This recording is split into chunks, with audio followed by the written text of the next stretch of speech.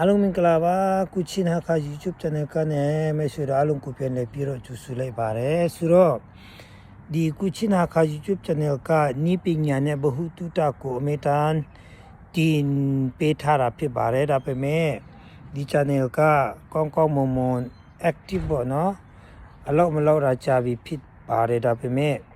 အခုပြန်လည်ပြီးတော့ကျွန်တော်ကဒီ channel ကို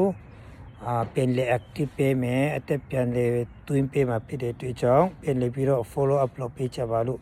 တောင်းဆိုချင်ပါတော့ပြီးတော့ဒီ channel ကကျွန်တော်အခုအပြောင်းလဲလုပ်တော့မယ်ဘာကြောင့်လဲဆိုရင်ဒီကဘာပေါ်မှာတိုက်ပွဲတွေစစ်ပွဲတွေဖြစ်ပြီးတော့မြန်မာပြည်အနှံ့ပြားမှာလူတွေတေချေပစ္စည်းတဲ့ဥအိမ်တွေအဆောက်အုံတွေအများ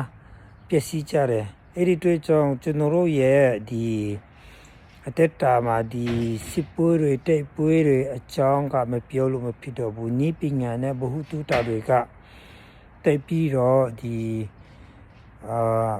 အချိန်ပေးပြီးတော့လေ့လာတဲ့အချိန်မဟုတ်တော့ဘူးဒီလောလောဆယ်အချိန်တွေမှာဆိုရင်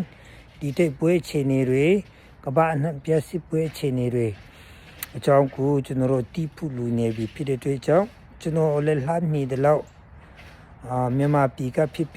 ခဲ့တဲ့တည်ကမ္ဘာတည်တွေကိုပြန်လည်တင်ဆက်ပေးဖို့ရှိပါတယ်လို့အဲ့ဒီအတွက်ကြောင့်